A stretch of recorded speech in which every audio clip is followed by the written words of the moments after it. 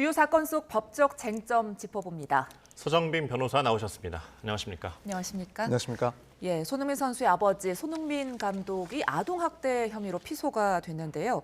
합의금과 관련된 녹취록이 공개가 됐습니다. 먼저 듣고 이야기 이어가겠습니다. 만약에 인터넷에 글을 띄웠어. 이런 사건이 있고 이렇다. 합의를 하려는데 얼마 받을까요? 그럼 댓글 뭐라고 나올 것 같아요? 100억 불러라, 30억 불러라. 본인들 가치를 생각하고 비밀 보장하고 그냥 여기서 묻히면 10억이든 5억이든 아까울 게 없다 이 얘기예요. 본인들 이미지 타격 없고 그냥 아무것도 없이 여기 정리하면 5억도 싼 거 아니냐 제 입장에서. 그냥 픽스 금액인 거예요? 아니면은 뭐 더 이상 협상의 여지도 없어요? 거기에서 진짜가 뭐 사과가 있고 뭐가 하면 밑으로도 상관없어요. 예, 이번 사건 지금 합의금을 놓고 진실공방 양상으로 치닫고 있는데요. 대화 내용 어떻게 들으셨습니까? 사실 변호사 입장에서는 이 대화 내용이 다소 불편한 내용들이긴 했습니다. 예. 피해자 측에서 그 가해자에 대해서 거액의 합의금을 요구하는 것 자체는 사실 문제를 삼을 수가 없습니다. 이 합의금의 경우에는 뭐 일률적으로 그 금액을 정해놓은 것은 아니기 때문에 피해자나 혹은 가해자의 사정에 따라서 합의금은 높아질 수도 있고 낮아질 수도 있기 때문에 그렇습니다. 특히 유명인의 경우에는 이런 문제가 발생했을 때 형사처벌 문제도 있지만 그런 여론의 부담 때문에 합의금을 통상적인 경우보다 높게 설정을 하고 합의하는 경우도 종종 발생하고 이건 어쨌든 당사자들의 이해관계가 일치를 했기 때문에 합의금이 설정된 거라 우리가 뭐라 얘기할 수는 없습니다. 다만 이 사건 대화 내용을 봤을 때 사건이 일어났을 때 뭐 발생할 수 있는 불이익에 대해서 상당히 구체적으로 언급을 하고 있고 또한 이제 손흥민 씨, 그 손흥민 선수라는 사실 사건 당사자가 아닌 가족 관계까지도 이야기를 하면서 5억이라는 금액을 제시를 하고 있는 상황이었습니다. 사실 이런 걸 봤을 때 피해자로서 그런 권리를 주장할 수 있긴 하지만 사회 통념상 허용되는 범위를 넘어선 그런 방식은 아닌가라는 생각이 들었고 사실 지금 녹취록에 나오지 않은 부분이긴 하지만 그 대화 내용 중에 변호사에게 이 송정웅 씨 측 변호사에게 합의금 5억 원으로 성사를 시켜주면 1억 원을 몰래 지급해 주겠다라는 그런 제안도 있었습니다. 예. 사실 그런 내용들은 엄밀히 보자면 형사적인 문제가 발생할 수도 있는 내용의 제안입니다. 그래서 이런 내용들을 봤을 때 이 아동 측의 그런 합의 금액이나 혹은 이를 제시하는 방법이 다소 지나친 게 아닌가라는 생각이 들었습니다. 예, 이게 법적인 어떤 쟁점 사항을 봤을 때 말씀해주신 뭐 합의금을 얼마를 받아주면 변호사님께 내가 몰래 얼마를 주겠다 이런 부분 같은 경우에는 좀 문제가 될 수 있지 않나요? 네, 그렇습니다. 이게 뭐 변호사의 직업 윤리에 위반되는 문제이기도 하지만 결국 이렇게 합의금을 5억으로 책정을 하고 몰래 4억만을 가져가고 1억을 담당 변호사에게 준다는 것은 결국 그 의뢰인 측에 대해서는 사기가 될 수가 있고 혹은 배임이 될 수도 있는 문제이기 때문에 이런 점들은 형사적으로 사실 조금 문제가 있는 제안이라고 보입니다. 이런 제안의 발언 자체가 어떤 합의금을 요구하는데 순수성이 조금 의심되는 대목이잖아요. 그렇게 볼 수 있을 것 같습니다. 예. 그럼 이렇게 학부모 측에서는 제대로 된 사과를 하기 전에 합의부터 얘기를 하다 보니까 뭐 화나서 이렇게 얘기를 한 거다라고 반박을 하고 있는데 또 거액을 요구한 사람으로 이렇게 모함하고 있다. 또 이제 2차 가해를 주장하고 있잖아요. 그렇다면 이렇게 뭐 녹취록도 공개가 됐는데 2차 가해로 볼 수 있는 부분이 있습니까, 이게? 사실 제 개인적인 의견으로는 이걸 과연 2차 가해라 볼 수 있을까 의문이 있긴 합니다. 지금까지 뭐 합의 과정에 대해서 서로의 의견이 그런 과정에 대한 이야기들이 엇갈리고 있는 상황이었고 지금 손흥정 씨 측에서는 이런 녹취록을 공개하면서 합의 과정에 대해서 피해자 측의 그런 주장을 반박하고 있는 상황입니다. 그런 과정에서 나온 주장과 이 녹취록을 공개했다고 해서 과연 이게 2차 피해라고 볼 수 있을지 상당히 의문이 있는 상황이고요. 특히 내용들을 봤을 때 아까 말씀드린 바와 같이 문제가 될 수 있는 그런 발언들이 많고 또한 지금 피해자 측에서 주장을 하는 것처럼 단순히 감정적으로 이런 금액을 이야기했고 진지한 내용이 아니었다라고 주장을 하는 것과 달리 이 녹취록을 보면은 구체적인 위험 요소들도 언급을 하고 또한 반복적으로 금액에 대해서 이야기를 하는 것을 봤을 때 과연 이걸 보고 이걸 공개했다고 해서 2차 가해라고 볼 수 있을지는 많이 의문이 드는 상황입니다. 오히려 이제 정황을 그냥 알 수 있는 그냥 계기가 됐다, 좀 이렇게 볼 수도 있다는 말씀이신 거죠? 네, 그렇습니다. 예, 지금 이번 사건이 손흥정 감독뿐이 아니라 손흥민 선수의 형도 지금 연루가 돼 있는 거죠? 네, 그렇습니다. 피해 아동의 진술에 의하면 손흥민 선수의 친형 손흥윤 코치가 네. 아동들에게 골대 사이를 시간 내에 왕복하지 못하면 체벌을 하겠다라고 하고 그걸 지키지 못한 아동들에 대해서 코너킥 봉으로 엉덩이를 때리거나 혹은 웃으며 허벅지를 꼬집는 등의 학대를 했다고 진술을 한 것으로 알고 있습니다. 예, 지금 그 송 감독 측의 해명을 보면 시간 내에 달리기를 못하면 한 대 맞기로 합의를 했다 이렇게 주장하고 있는데요. 학생들이 지금 미성년자잖아요. 어떻게 보면은 체벌을 서로 합의했다라고 하면은 이게 법적으로 괜찮습니까? 사실 뭐 상대방이 성인이라고 한다면 그런 체벌 행위에 대해서 동의가 있었을 때 그걸 처벌할 수는 없지만 문제는 미성년자인 아동들이기 때문에 예. 이걸 합의했다라는 사실만으로 아동 학대에 해당하지 않는다고 볼 수는 없습니다. 다만 구체적인 경위를 따져야 할 텐데 당시의 분위기나 혹은 이런 체벌이 이루어진 목적, 동기, 그리고 다른 학생들이 어떻게 받아들였는지 이것들과 종합해서 학생의 동의가 있었다라는 점이 구체적으로 고려가 된다면 예외적으로 아동 학대에 해당하지 않는 사회 통념상 가능한 교육이라고 보여질 여지도 있습니다. 예.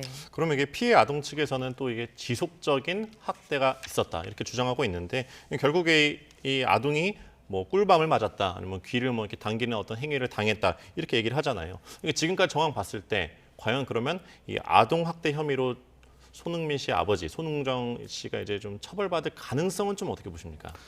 사실 지금 그 아동의 진술 전부가 사실인지 구체적인 경위가 어떠한지는 아직은 알 수 없는 상황인데 만약 일부 사실관계가 인정이 된다면 아동 학대로 처벌될 가능성도 존재한다고 봅니다. 네. 특히 지금 손흥정 씨 측에서도 일부에 대해서는 아동에게 사과를 하고 싶고 또한 시대에 맞도록 교육 방법들을 개선하고 싶다라는 입장을 보인 것으로 알고 있는데 그렇기 때문에 일부에 대해서는 아동 학대 혐의가 인정될 수 있지 않나 생각을 해보고 다만 그동안의 과정을 봤을 때 이 아동의 진술 전부를 그대로 믿을 수 있을지 또 일부에 대해서는 혐의를 인정하기 위한 증거가 충분할지 조금 의문이 있습니다. 예. 이번에는 주제를 좀 바꿔보겠습니다. 저희가 앞서 리포트로도 전해드렸습니다만 최근 가족 간의 재산 범죄에 대한 법적 책임을 묻지 않는 친족 상돌의 이 조항이 헌법 불합치 판결을 받았습니다. 그동안 조금 문제가 많았다는 말이 많았잖아요. 네, 그렇습니다. 친족 상돌의 규정 같은 경우에는 특정 범위의 가족에 해당을 하면 재산 범죄 등에 대해서 아예 처벌을 할 수가 없었기 때문에 가족 간에 발생하는 재산 범죄에 대해서는 사실 고소를 하더라도 처벌이 이루어지지 않고 그런 문제들이 분명히 발생을 해왔고 최근 사례를 보더라도 유명인들 특히 박수홍 씨 같은 경우에는 형을 그 횡령으로 고소를 했지만 여기에 대해서 부친이 네. 내가 횡령을 저지른 것이다라는 주장을 하기도 했었습니다. 이게 예. 바로 친족 상돌에 의하면 만약 부친이 범죄를 저질렀을 때 처벌할 수가 없기 때문에 이런 방어 수단을 선택한 거 아닌가라는 의혹도 있었는데요. 여기에 대해서 친족 상돌의 문제가 최근까지 계속 논의가 돼 왔고 폐지 여부에 대해서도 의견이 많이 있었습니다. 예. 헌재가 이렇게 판단한 근거는 어떻게 됩니까? 쉽게 말해서 친족 상대로의 경우에는 지나치게 일률적으로 규정을 해 두었다는 게 문제라는 것입니다. 일단 적용되는 가족의 범위를 볼 때 직계 혈족이나 배우자에 대해서는 어떠한 요건도 따지지 않고 해당되는 범죄에 대해서 처벌을 면제해 주는 문제가 있었고 또한 8촌 이내의 혈족이나 4촌 이내의 인척에 대해서는 동거만 하더라도 이런 재산 범죄에 대해서는 처벌을 면하는 규정이었습니다. 완전히 면해주는 거군요. 네, 이게. 그렇습니다. 그래서 사실 이런 친족 관계 구체적인 내용을 살피지 않고 그런 유대 관계라든가 가족의 형태를 구체적으로 살피지 않고 일률적으로 범위를 정해서 처벌을 면하게 하는 것은 피해자에게는 지나친 제한이다라는 근거를 하나 들었고요. 또 하나는 구체적인 사안에 따라 예를 들면 그 금액이 수십억에 달하는 사기 피해가 있었을 수도 있는데 이 점에 대해서 일정 범위에 들어가는 가족이라고 해서 처벌을 면제해 주는 것은 지나치게 일률적으로 규정을 한 것이다라는 등의 근거를 들어서 헌법에 불합치한다는 판단을 내렸습니다. 그럼 말씀해 주신 것처럼 이제 헌법 불합치 판단인 거잖아요. 그러니까 위헌이 아니라는 건데 그러면 개정안이 입법될 때까지는 법 적용은 어떻게 됩니까 이게? 헌법재판소에서는 적용은 우선은 중지를 해놨고 이제 위헌 판단이 아니라 헌법 불합치라는 결정을 내린 이유는 헌법재판소에서도 이 친족 상도례라는 제도 자체에 대해서 위헌이라고 판단한 것은 아니고 다만 그 범위를 지나치게 넓게 일률적으로 정해놓은 것이 문제라는 입장이었기 때문에 이런 기준을 마련하고 입법하는 것은 결국 입법자의 그 역할이고 그래서 그 입법을 기다리고 있는 헌법 불합치 결정을 내리게 된 것입니다. 예, 뭐 박수홍 씨뿐만이 아니라 최근에 박세리 씨도 그렇고 유명인들이 이렇게 친족 간의 재산 범죄로 고통받는 경우가 꽤 있었는데요. 이번 판단으로 관련 어떤 법적 분쟁이 좀 더 많아질 것 같습니다. 네, 말씀하신 것처럼 사실 가족 간에도 이런 범죄들이 분명히 발생할 수 있고 그럼에도 불구하고 친족 상도례 규정에 의해서 뭐 고소 자체도 꿈꿀 수가 없는 사안들이 무척 많았습니다. 그렇기 때문에 이번 판단을 통해서 앞으로 발생하는 가족 간의 그런 재산 범죄 문제에 대해서는 상당히 많은 수의 고소나 사건들이 발생하지 않을까 생각이 됩니다. 그러면 이렇게 가족 간의 재산 범죄가 이렇게 일어났을 때 변호사님께서 생각하시기에는 처벌은 좀 어느 정도 수준으로 좀 가야 된다고 보여집니까, 이게? 사실 이건 일률적으로 판단할 수 없는 문제라고 생각을 합니다. 네. 뭐 헌법재판소에서 판단을 한 것처럼 구체적인 사정을 따져야 될 텐데 예를 들면 뭐 장기간 동안 또 장기간의 피해가 발생을 했다. 그리고 뭐 가족 간의 유대 관계도 현재는 사실상 존재하지 않는 상황이고 뭐 피해자도 처벌을 원하고 있다라는 사정들이 보이는 사건이라면 뭐 통상적인 경우보다 오히려 형을 가중할 수도 있을 거고 반대로 뭐 현재 가족 관계가 회복이 됐고 피해도 크지 않고 또한 그런 고소한 사람 피해자도 더 이상 처벌을 원하지 않는다라고 한다면 그럼 가족 관계의 특수성을 인정을 해서 다른 일반적인 사건보다는 형을 조금 가볍게 해주는 그런 일률적으로 판단하는 게 아니라 구체적인 상황에 따라 맞춰서 처벌을 해야 된다고 생각이 됩니다. 예, 끝으로 마지막 사건 살펴보죠. 31명의 사상자를 낸 화성 화재 참사. 그런데 이 아리셀 공장에서 일했던 외국인 노동자들이 불법으로 파견됐다. 이런 의혹을 지금 받고 있더라고요. 네, 그렇습니다.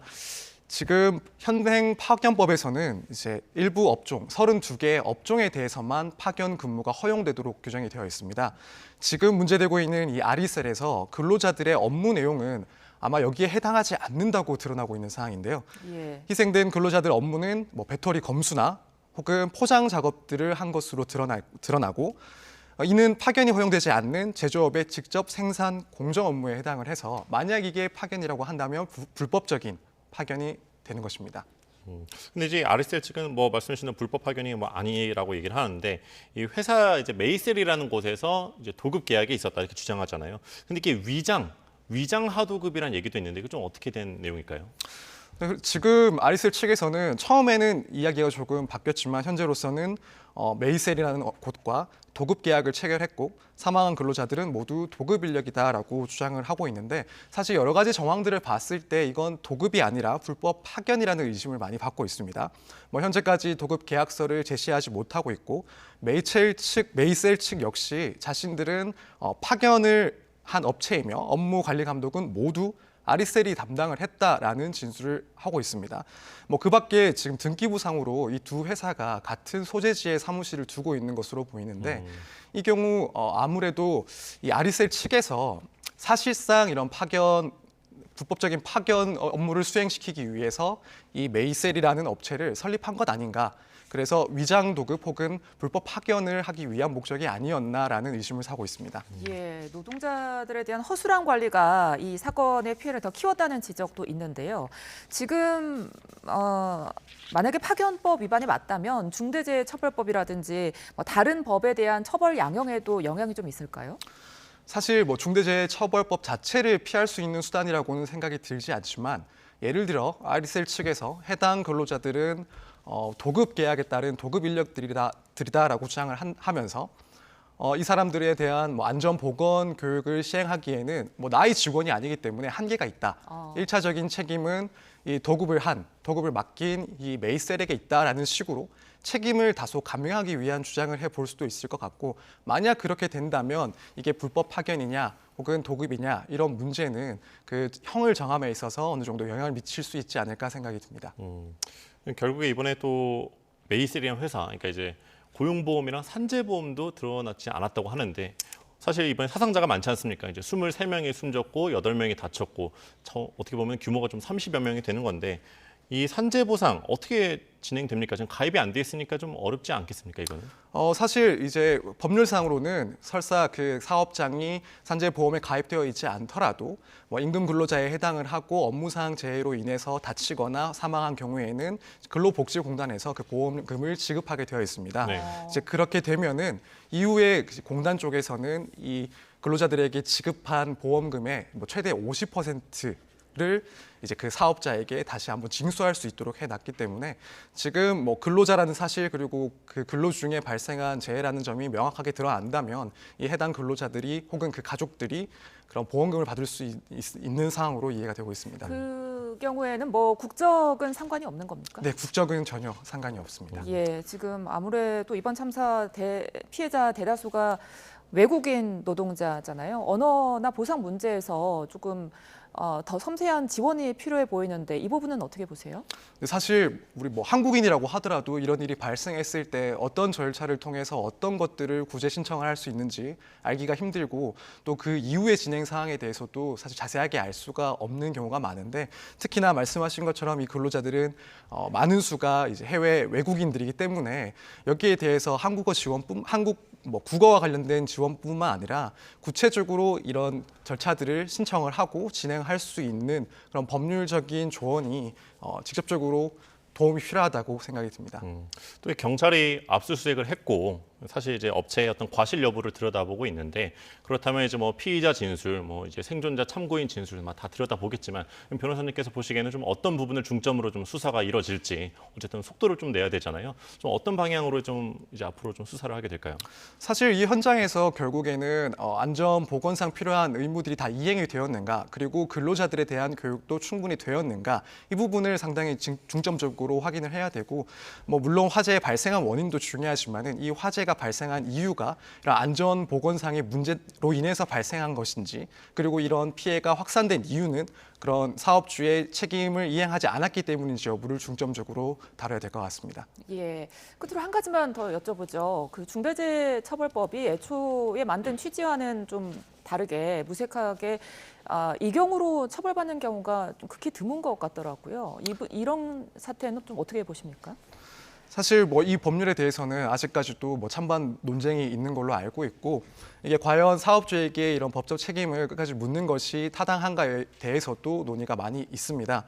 뭐 특히 이제 안전 의무를 다 이행을 했는가, 그게 사고의 원인이 되고 또한 사고가 확산되는 데 영향을 미쳤는지 따지는 것은 뭐 아직까지는 쉬운 일은 아니라고 생각은 합니다만, 지금 이런 사건들의 같은 경우에는 그런 내용들이 충분히 조사가 돼서 필요하다면 법적인 책임도 충분히 물을 수 있어야 된다고 생각이 듭니다. 예, 알겠습니다. 지금까지 서정빈 변호사와 함께했습니다. 오늘 말씀 고맙습니다.